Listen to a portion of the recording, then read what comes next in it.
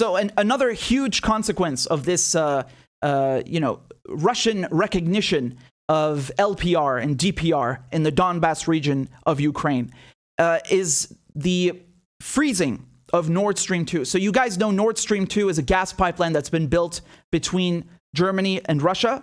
It's the successor to Nord Stream 1. It's supposed to provide not just Germany, but all of Europe with cheap, inexpensive gas and at least help to alleviate some of the energy crisis that Europe is experiencing.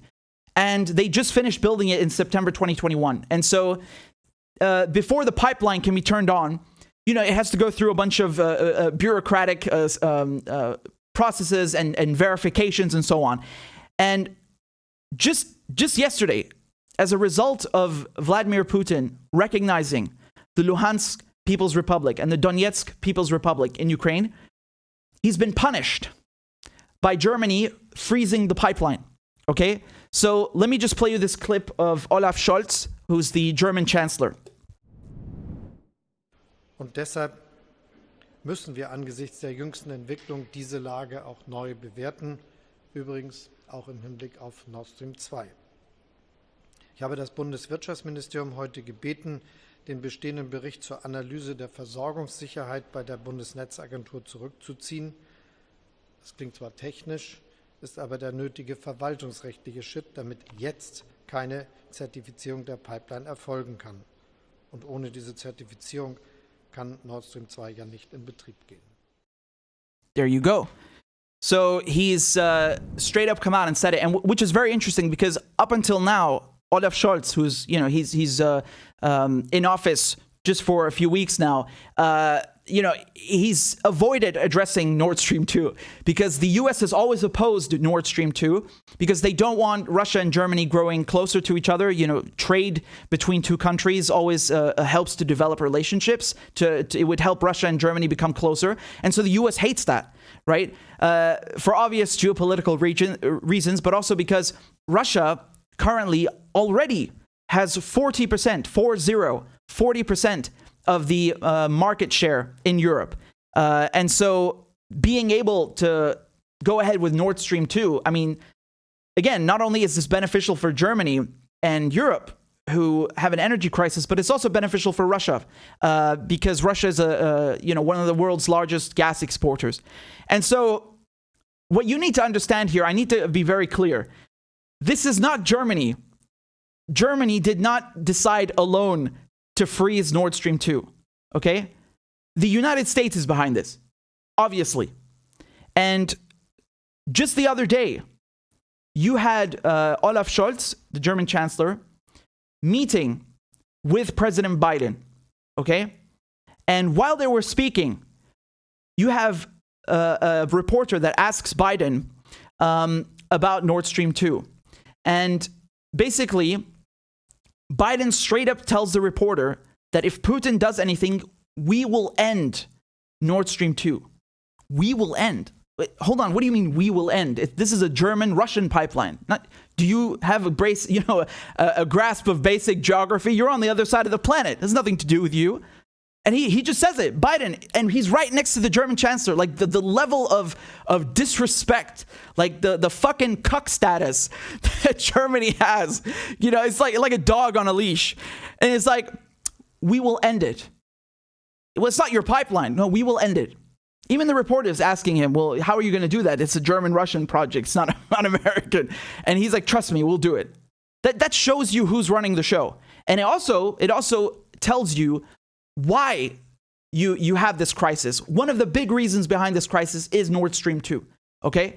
They want to dead that project. They want to end it because they've never been happy with it. And when Joe Biden, said that, the U.S. is no longer going to oppose the Nord Stream 2, he was lying because they are opposing it. Let me just play the clip for you. I think it speaks for itself, really.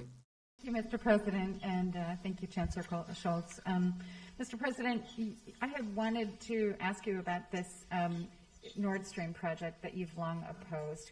You didn't mention it just now by name, nor did Chancellor Scholz. Did you receive assurances from Chancellor Scholz today that Germany will, in fact, pull the plug on this project? if Russia invades Ukraine? And did you discuss what the definition of invasion could be? And then Chancellor Scholz, wenn ich Sie fragen darf, Sie haben darüber gesprochen, dass es eine strategische Ambiguität geben soll wegen den Sanktionen. Und ich wollte wissen, ob die Sanktionen, die Sie vorhaben und die EU vorhaben und die US vorhaben, nun schon fertig geschnürt sind oder ob das noch ausgearbeitet wird. Und ist denn in der Tat Ihre, also dass Sie das nicht sagen wollen, was genau da drin ist, ist das eine Ausrede, dass Deutschland vielleicht zum Beispiel die SWIFT-Maßnahmen nicht mittragen würde? Let me answer the first question first. If Russia invades, that means tanks or troops crossing the border of Ukraine again. Then there will be no longer a Nord Stream 2. We will bring an end to it. How will you do that exactly, since the project and control of the project is within Germany's control? We will, I promise you, we'll be able to do it.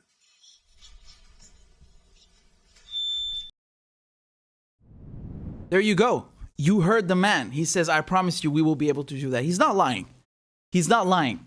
And this comes as Liz Truss, right, who is the UK Foreign Secretary. She said, tomorrow we will be announcing new sanctions on Russia in response to their breach of international law and attack on Ukraine's sovereignty and territorial integrity. Again, the United Kingdom talking about people's sovereignty. I mean, that's a really good one. That's a good one. And then, of course, the statement from the White House from Jen Psaki talking about the sanctions they're going to put on Russia. So they've been saying that they've been keeping the soft sanctions for this recognition of LPR, DPR by Russia, and that if there's a full-scale invasion, then they will have the harder sanctions, And they're saying now, the Americans are saying that they're going to put the sanctions on the oligarchs because they control Putin, right? Here's what Biden is saying. Starting tomorrow and continuing in the days ahead, we'll also impose sanctions on Russia's elites and their family members. They share in the corrupt gains of the Kremlin policies and should share in the pain as well. And because of Russia's actions, we've worked with Germany to ensure Nord Stream 2 will not, as I promised, will not move forward. Jesus Christ. What a cuck. What a cuck Germany is. And not just Germany, but actually most of Europe. That's the thing with the US. The US doesn't have allies. It has cucks. Okay? It has people that it dominates. So basically, the United States has decided to end Nord Stream 2. And that's what this has always been about, right? This is one of the key reasons for this crisis. They want to isolate Russia from Europe. And this is also crucial in order to maintain a NATO presence. Because, again, what was the point of NATO? Why was NATO created? Because the idea was we need to contain Russia, specifically the Soviet Union, right? The Soviet Union is a threat. We need to stop it from invading, right? And the Soviet Union doesn't exist anymore. So we need to keep painting Russia as some kind of aggressor, someone who's violent, someone who's out of control. And that way you can still justify NATO, right? Because when people are scratching their heads and saying, well, hold on, why are there 38,000 US troops in Germany? What are they doing there? Right? In these bases like Rammstein. And then you have all these other missile systems and bases all over Europe. Well, what's the point if there's no Soviet Union? Oh, well, here's the point. You see, Russia is very aggressive and it's violating Ukraine's territorial integrity and all this and all that. But in regards to energy, there's another benefit for the U.S. because they want to sell their liquid natural gas, right? Liquefied natural gas, which is LNG, to Europe. Now, again, you don't need to be a rocket scientist or specifically an economist to understand why this is not very feasible, right? The pipeline between Russia and Germany it makes perfect sense. Right? But bringing in barrels and barrels of liquefied natural gas from the U.S. is not only impractical, it's way more expensive, right? It's leagues more expensive. So the only party that benefits from this is the United States, right? They get to isolate Russia. They get to sabotage the economic project for Russia. They get to paint Russia as an aggressor. They prevent Russia from growing closer to Europe and to Germany. And then they also get to sell their own gas to Europe. And I mean, you know, typical bullshit. There's always something about resources in there, isn't there?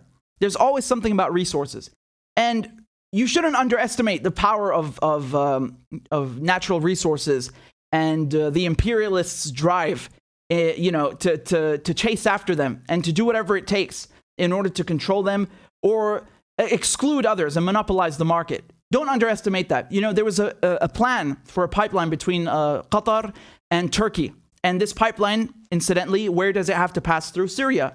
And Syria said no, because by allowing this pipeline, it would undermine Russia's market share in Europe, right? And that, you know, that it's not the only reason for the war in Syria, but many people suspect it's one reason. It's one of the main reasons. I don't think it's the only reason, but it's one of them. I wouldn't be surprised. And you can see how important it is, the conflicts that it creates, right? Now, this is bad for Germany, man. I can tell you something. Germans and Europe in general, they are having, you know, there's a fuel crisis and energy crisis. What do you think is going to happen to Germany when there's no more gas coming in from Russia, this much needed gas? What do you think is going to happen? They're going to freeze. So, you know, Germans are basically ready to freeze to please NATO. Yeah, I mean, fuck NATO. You know, like this shows you the degrading status that U.S. allies have. Like, they're going to screw you, Germans or whoever else it is, right? Out of your own, out of your own basic needs and your ability to provide for your people, so they can appease the State Department and the goons, the ghouls, and all of these warmongers in the fucking White House and in the other corporations, you know, in corporate America and the multinationals. Like that's the level to which they degrade their own allies. It's really disgusting. It's really disgusting. And the fact that Europeans allow this to go on, it's unreal. The United States is manufacturing a crisis in Europe. And who's going to pay for it? It's not the U.S. If there's a war, the U.S. is not going to pay for that war. It's far, far, far away from its lands, right? And it's Europeans who are going to pay for that. Again, I'm not trying to say that there's necessarily going to be a war, but according to them, right, they're ready to start a war and everything.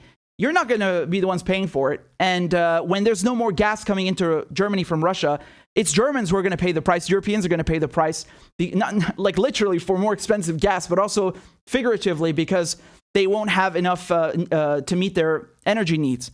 Now, I just want to be very clear. This doesn't mean the Nord Stream 2 pipeline is completely canceled. It could potentially be. I'm just speculating here. But for the moment, it's postponed, right? It's been put on pause. So who knows what would happen? They might keep it like that forever. And you need to understand that that's actually a possibility, because if you've ever been to Berlin, if you've ever been to Germany, you know of the brand new state-of-the-art airport that they've built in Berlin that has been lying there for, I think it's over 10 years now, unused because of some, ridiculous legal battle. They have a brand new airport. It's supposed to replace Tegel and the TXL. And that one is like a cardboard box that can barely handle any traffic. And there's a state-of-the-art airport that's just lying there because of bureaucracy and because of a legal battle. So don't underestimate this kind of stuff. Like, it could very well be that this goes on for years. Now, on the other hand, there was a few months ago in November 2021, they also had to pause the certification for Nord Stream 2, but then it went back and it was okay. But in this case, who knows how long the U.S. is going to apply pressure, because they claim that we're not going to interfere anymore. Biden said that. We're not going to oppose the pipeline, which again is like, who are you to oppose the pipeline? You're not German. You're not Russian. It's not your business. But that's what he said. Well, I don't see that that's come true. I think it's the opposite. And you're seeing now that they are opposing the pipeline. Biden himself is standing next to the German Chancellor and making him look like some gimp on a leash, and just talking in front of him as if he's the Chancellor. Right? The U.S. president is talking as if he's the German chancellor and deciding for Germans how they're going to get their energy needs met. And you need to keep something in mind. I want to read you some statistics over here, because you need to understand that Germany's situation, they have no nuclear energy anymore, right? This is already since a couple of years ago. They abandoned it. And in 2011, right after Fukushima, the Bundestag, I said it in the American way, the Bundestag voted to exit from nuclear power and energy, right, because of Fukushima. And then in 2022, the last German nuclear power plant was taken off the grid, okay? And Germany plans to phase out coal by 2038. So Germany needs to get its gas. It needs to get its energy from somewhere. And it didn't do all these things just for the sake of Russia or Nord Stream 2, but it does need Nord Stream 2. And keep something in mind, the Germans are the ones who approached Russia and asked for this pipeline, not the other way around. So it's not like Russia is coming in and trying to, I mean, Russia already has 40% of the market share. They're not hurting, you know, but Germans are really going to be screwed. And it's again, who's behind this? The US. The US pays nothing. But it's so important to understand here that the Ukraine crisis is not, Putin is some evil monster, some Machiavellian type who has nothing in his mind except world domination. That is a childish comic book, fucking brain-dead neoliberal analysis of what's happening. What is happening here is you have multiple factors. You have the NATO expansion, which threatens Russia's territory and Russia's security. It's a legitimate security concern that the United States would never tolerate. And you also have the Nord Stream 2 pipeline, which is not just, of course it's good for Russia's economy, but it doesn't rely on that. I told you Russia is one of the biggest gas exporters in the world. They don't need Nord Stream 2 necessarily. This is going to hurt Germans much more. But the goal here is to make sure that Russia doesn't deepen ties with Germany, that Russia isn't close to Europe, because this pipeline would also benefit Europe, not just Germany, and to make sure that Russia is isolated. And that way, when you paint Russia as an aggressor, you can justify the NATO bases, which have been there for 3 decades after the fall of the Soviet Union, which it was created to counter in the first place. So again, they need to justify the NATO bases, the 38,000 troops in Germany alone, with something, right? And so this is solving several things for the foreign policy apparatus in the West, the NATO apparatus, the State Department apparatus. And it's quite dirty. It's really quite dirty because they're never the ones who pay the price, are they? They're never the ones who pay the price. I feel like I'm forgetting something that I wanted to say. There's so many goddamn ideas and points that I had, but I mean, I'm just going to say that this idea that they're going to hit them with waves of sanctions, which is what's happening. You have one country after the other hitting Russia with sanctions now because of Putin recognizing LPR and DPR. I mean, first of all, they know that sanctions are not going to really hurt Putin or the oligarchs. That's not how it works. We know this. The civilians hurt the most. I'm not saying it's going to turn into Yemen or Syria. Obviously not. But the point is that, you know, they're basically creating this idea that Putin invaded Ukraine so they can justify the sanctions. And they can, most importantly, cancel Nord Stream 2. Do you understand that they've really accomplished the goal here, which is to get rid of this pipeline? And again, I could be wrong. Maybe in 1 week, Germany changes its mind. You can't know. But they're definitely happy about this. Absolutely. And the fact that Biden was saying before Putin invaded Ukraine that they're going to disable Nord Stream 2 if he does, it just shows you what the intentions are. And even Liz Truss, the foreign secretary, right? She's saying on Twitter, just straight up saying on Twitter, that it's about the gas. Strong response from Olaf Scholz, the German Chancellor, in suspending Nord Stream 2. We must hold Russia responsible for their actions, which will be met with severe costs. Europe must reduce its dependence on Russian gas. You see? This is what it's all about in the end. It's all about money. It's all about resources. It's all about encircling Russia. And they're saying the quiet part out loud. You get it?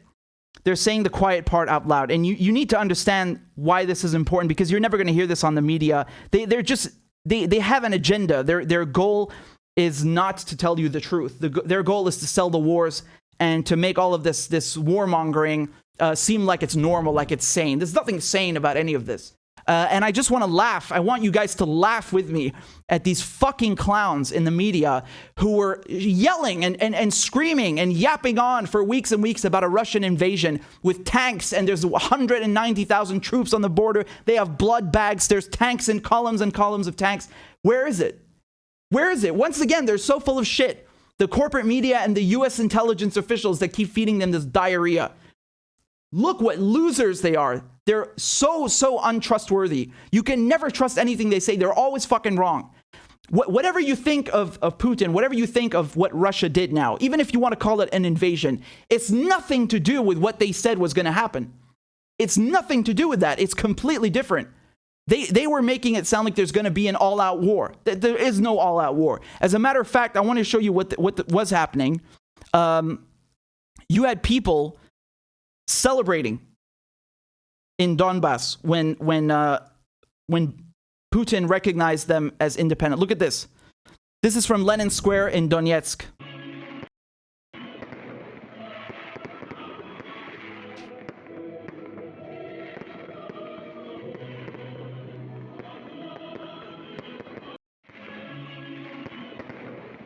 I mean, let me tell you something, man. The United States, when it invaded Iraq, it wanted to portray itself as a liberator, right? And you see all these propaganda videos, like they're throwing candy to children off of an Abrams tank or some APC, and they wanted to be greeted as liberators. They were not greeted as liberators. Sure, you maybe had like a tiny fraction of Iraqi society who thought of it that way. Certainly a lot in exile who didn't like Saddam, but the majority of people certainly did not take kindly to being bombed. And so just remember this the next time they say that Russia must respect, or anyone, whoever the villain is this time, whether it's Iran or whoever, XYZ must respect the territorial integrity. Yeah, okay, sure. But who are you to talk about this? You have no moral high ground, you motherfuckers. Look at what you did to half the Middle East. Half the Middle East is on fire, and the other half is bought, right?